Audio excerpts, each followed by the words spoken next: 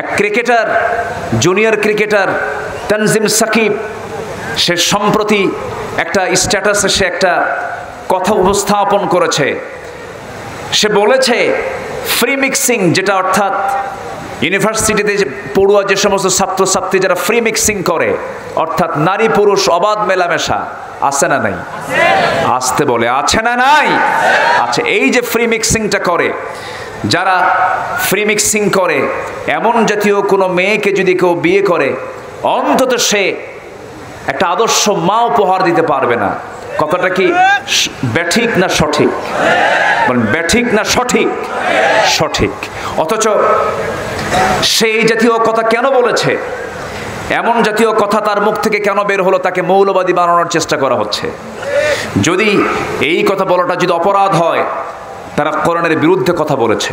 এটাই তো কোরআনের কথা, হাদিসের কথা, নবীদের কথা, মুসলমানদের কথা।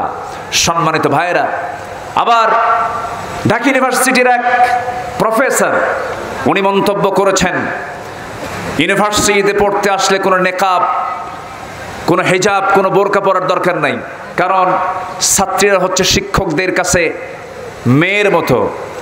ছাত্রী তো অনেক সময় পাত্রী হয়। এরকম নজির তো গাবতলী নাই, বগুড়ায় নাই, সিরাজগঞ্জে নাই, পাবনায় নাই, ঢাকাতে নাই। মানুষ আছে যেখানে এমন নজিরও সেখানে। তাহলে শিক্ষকের কাছে যদি ছাত্রী যদি মেয়ের মতো হয়, তাহলে পাত্রী হয় কেন? আবার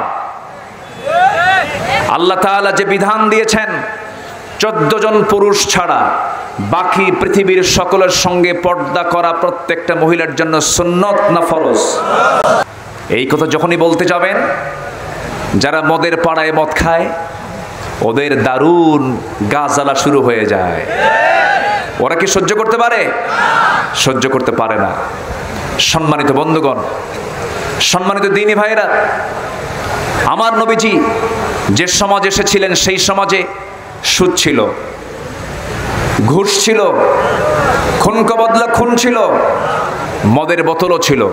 আমার নবী যে সমাজে জন্মগ্রহণ করেছিলেন, কিন্তু আমার নবীজি নবুয়ত পাওয়ার পর যে দাওয়াতি কাজ শুরু করলেন, সে দাওয়াতি কাজে শেষ ফলাফল হলো তার যে দিন দাওয়াতের যে প্রচেষ্টা, সেই সমাজে কি শেষ পর্যন্ত রাসূল যখন ক্ষমতার মসনদে বসলেন, সুদ ছিল?